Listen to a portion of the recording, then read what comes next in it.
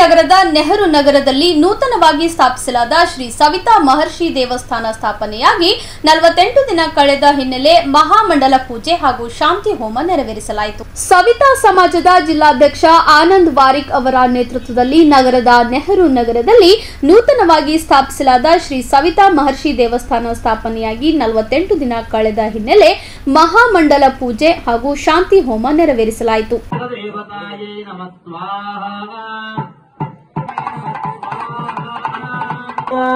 फल विकरणाय नमो बलाय नमो बल प्रमदनाय नमो मनोन्मनाय नमः स्वाहा देवता प्रत्यय देवतायै नमः स्वाहा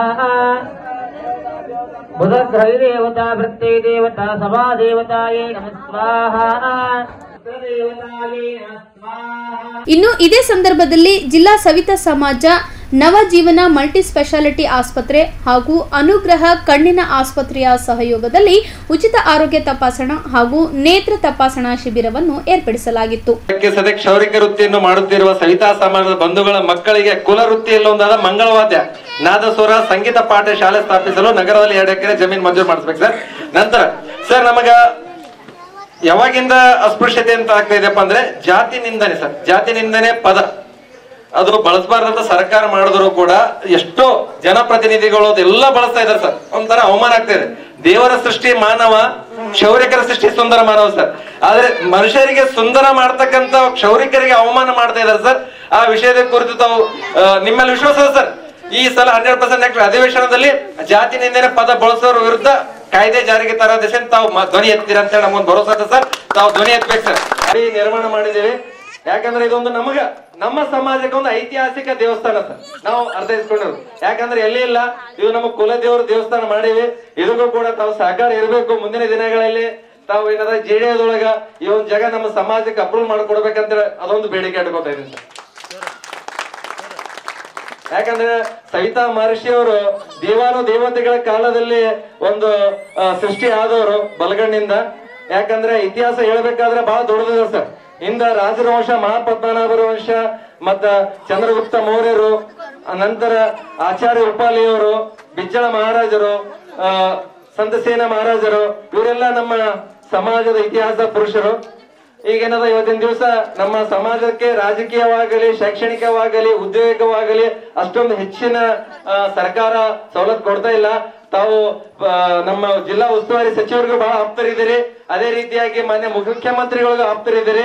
ತಮ್ಮ ಕಡೆಯಿಂದ ನಮ್ಮ ಸಮಾಜದ ಬಗ್ಗೆ ಸ್ವಲ್ಪ ಹೆಚ್ಚಿನ ಪ್ರಸ್ತಾವನೆ ಹೋಗ್ಬೇಕು ಸರ್.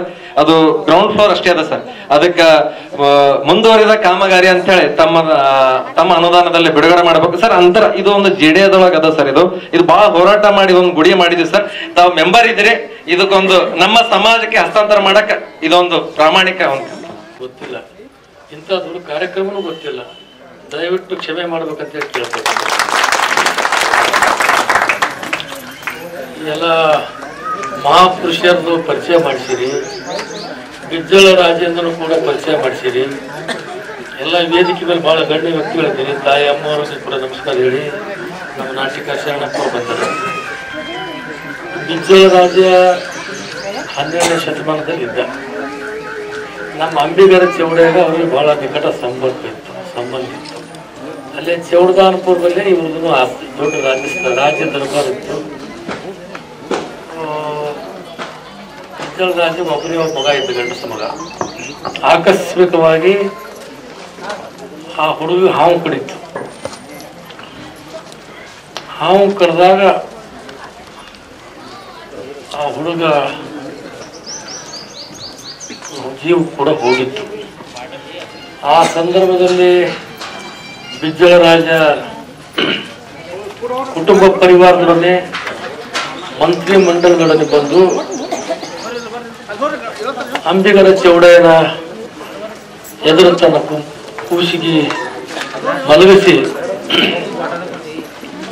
ಈ ಕೂಸಿಗೆ ಪುನರ್ಜನ್ಮ ಕೊಡ್ಬೇಕಂತ ಹೇಳಿ ಕೇಳ್ಕೊಂಡಾಗ ಅಂಬಿಗರ ಚೌಡಯ್ಯನ ಮಂತ್ರ ಶಕ್ತಿಯಿಂದ ಯಾವ ಶರಪ ಕಡ್ದಿತ್ತ ಆ ಹುಡುಗ ಅದೇ ಶರಪ ವಾಪಸ್ ಬಂದು ಆ ವಿಷಯವನ್ನು ಹೀರಿದ ಮೇಲೆ ಆ ಮಗ ಎದ್ದು ಕುಂತಿತ್ತು. ಆವಾಗ ಬಿಜ್ಜಳ ರಾಜ ಕೇಳ್ತಾನ, ಚೌಡಯ್ಯನವರೇ,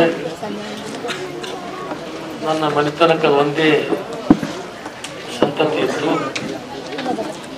ನಾ ಭಾಳ ದುಃಖದಲ್ಲಿದ್ದೆ. ನನ್ನ ಮಂತ್ರಿ ಮಂಡಳ ಕೂಡ ದುಃಖದಲ್ಲಿತ್ತು. ನಾನು ಪುನರ್ಜನ್ಮ ಕೊಟ್ಟು ಪುನರ್ಜೀವ ಕೊಟ್ಟು ನನ್ನ ರಾಜ್ಯ ದರ್ಬಾರ ಜೀವಂತ ಇಟ್ಟಿದ್ದಿ. ನಿನಗೆ ಏನು ಬೇಕು ಕೇಳು ಅಂತ ಕೇಳ್ತಾನೆ. ಏನು ಬೇಡಿದು ಕೊಡ್ತೀನಿ ಅಂತಲ್ಲ ಬಿಜ್ಜಳ ರಾಜ. ಅವಾಗ ಅಂಬಿಗರ ಚೌಡಯ್ಯ ಅಂತಾನ, ಇದು ಬೇಡ ಕುಲ ಅಲ್ಲ, ಇದು ಕೊಡುವ ಕುಲ ಅದ, ನನಗೇನು ಬೇಕಾಗಿಲ್ಲ. ಆಗ ಆದರೂ ಕೂಡ ಅವರು ಮನವೊಲಿಸಿ ರಾಜ ಪೂರ್ವಕ್ಕೆ 7 ಕಿಲೋಮೀಟರು, ಪಶ್ಚಿಮಕ್ಕೆ 7 ಕಿಲೋಮೀಟರ್ ತನ್ನ ಬಿಜ್ಜಳ ರಾಜನ ಆಸ್ತಿ ಅಂಬಿಗರ ಚೌಡಯ್ಯ ದಾರಿ ಎರೆದ. ಅವಾಗ ಅದು ಮೊದಲು ಚೌಡಾಪುರ ಅಂತಿತ್ತು. ಮುಂದೆ ಹೋಗಿ ಬಿಜ್ಜಳ ರಾಜ ಇದು ದಾನದ ರೂಪದ ಮೇಲೆ ಆಸ್ತಿ ಪಟ್ಟ ಮೇಲೆ ಚೌಡದಾನಪುರ ಅಂತ ಹೆಸರು ಬಂತು. ಅಂತ ಒಬ್ಬ ಬಿಜ್ಜಳ ರಾಜ ಪದ್ಮಾನಂದ ಮಹಾರಾಜರು, ಕರ್ಪೂರ ಠಾಕೂರ್ ಅಂತವರು ಎಲ್ಲ ಬಹಳಷ್ಟು ಆಚಾರ್ಯ ಉಪಾಧ್ಯಾಯರು ಇವರೆಲ್ಲ ದೊಡ್ಡ ದೊಡ್ಡ ಮಹಾಪುರುಷರ ವಂಶಸ್ಥರು ನೀವೆಲ್ಲ ಇರೋದ್ರಲ್ಲಿಂದ ನಾ ಪ್ರತಿಯೊಂದು ಕಾರ್ಯಕ್ರಮ ನೀವು ಕರಿತೀರಿ, ಎಲ್ಲ ಕಡೆ ಬರ್ತೀನಿ ನಾನು. ಮತ್ತೆ ನಿಮ್ಮ ಇದರಲ್ಲಿ ಪ್ರಾಮಾಣಿಕವಾಗಿ ನ್ಯಾಯ ಮತ್ತು ನಿಷ್ಠತೆಯಿಂದ ಪ್ರಾಮಾಣಿಕವಾಗಿ ಜೀವನ ಮಾಡೋರು ಈ ಸೃಷ್ಟಿಯಲ್ಲಿ ಅಂತಂದ್ರೆ ಸವಿತಾ ಸಮಾಜ. ನೀವು ಯಾರಿಗೆ ಮನಸ್ಸು ಬೆಳೆಸೋರಲ್ಲ, ಯಾರಿಗೆ ತೊಂದರೆ ಕೊಟ್ಟವರಲ್ಲ, ಯಾರ್ದು ಹೊಲ ಕಬ್ಜಾ ಮಾಡಿದವರಲ್ಲ. ಬಂದವ್ರಿಗೆ ಪ್ರೀತಿ ವಿಶ್ವಾಸದಿಂದ ನಿಮ್ಮ ಕಸಬನ್ನು ನಡೆಸ್ಕೊಂಡು ಹೋಗ್ತಕ್ಕಂಥವ್ರು.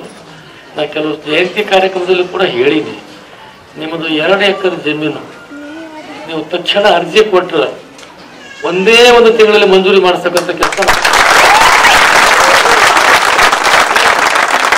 ಅದಕ್ಕೆ ಬೇಕಾದ ಹಣವನ್ನು ಕೂಡ ಕಲ್ಯಾಣ ಕರ್ನಾಟಕ ಅಭಿವೃದ್ಧಿ ಮಂಡಳಿ ಆಗಿರ್ಬೋದು, ಸಮಾಜ ಕಲ್ಯಾಣ ಇಲಾಖೆ ಇರ್ಬೋದು, ಅದಕ್ಕೆ ಹಣವನ್ನು ಕೂಡ ಕೊಡಿಸಿ ಅಲ್ಲಿ ಕಲ್ಯಾಣ ಮಂಟಪ ಆಗಲಿ, ಮಕ್ಕಳ ಸಲ ವಸತಿ ನಿಲಯ ಆಗಲಿ, ನಿಮ್ಮ ಸಮಾಜದವರ ನಿರ್ಣಯ ಪ್ರಕಾರ ಅಲ್ಲಿ ಮಾಡ್ತಕ್ಕಂಥ ಕೆಲಸ ಮಾಡಬೇಕೆಂಬ ಕೂಡ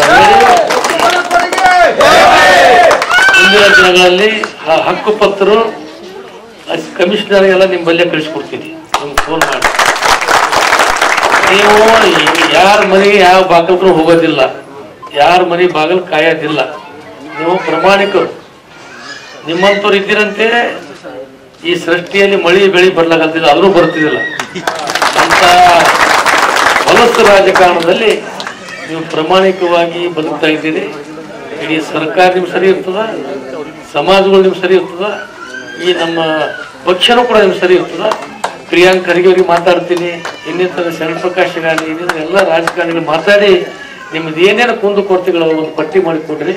ಒಂದು 5 ಮಂದಿ ನಾವು ರಾಜಕಾರಣಿಗಳು ಬಂದು ಮಾತಾಡಿ ಹೋಗ್ತೀವಿ. ಆಮೇಲೆ ನಾವು ಭಾಳ ಪುರ್ಸತ್ತಿರಲ್ಲ. ದಯವಿಟ್ಟು ಬರೋದು ಹೋಗೋದು ಮಾಡ್ರಿ. 1 ಸಲ 4 ಸಲ ಬರಬೇಕು. 1 ಸಲ ಬರೋ ಇವತ್ತು ಬಂದ ಆ ಹುಡುಗ ಬಂದು ಕುಂತನಂತ ಬಂದ ಇಲ್ಲಿ ಬರ್ತಿದ್ದಿಲ್ಲ, ಮಂಕೊಂಡಿದ್ದಾನ. ಅದೇನು ಸಣ್ಣ ಇನ್ನ 16 ಕಡೆ ಕರೀತಾರೆ, ಎಲ್ಲಿ ಹೋಗ್ಯಪ್ಪ ಅಂತೇಳಿ. ಇಷ್ಟು ದೊಡ್ಡ ಕಾರ್ಯಕ್ರಮ ನೋಡಿದ್ ನನಗೆ ಬಹಳ ಸಂತೋಷ. ತಾಯಂದ್ರೆ ನಿಮ್ಮೆಲ್ಲರಿಗೂ ನಮಸ್ಕಾರ.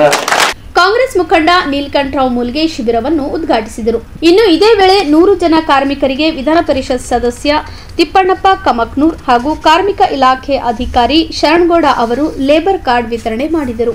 ಸಮಾರಂಭದಲ್ಲಿ ಕೊಂಚೂರಿನ ಶ್ರೀ ಸವಿತಾ ನಂದನಾಥ ಸ್ವಾಮೀಜಿ, ಗುಡಿಮಾರನಹಳ್ಳಿಯ ಭವ್ಯ ತಾಯಮ್ಮ ಮಾತೆ, ಮುಖಂಡರಾದ ಮಲ್ಲಣ್ಣ ವಡಗೇರ, ಸುಭಾಷ್ ಹಾಗೂ ಸವಿತಾ ಸಮಾಜದ ಮುಖಂಡರು ಹಾಗೂ ಪದಾಧಿಕಾರಿಗಳು ಪಾಲ್ಗೊಂಡಿದ್ದರು.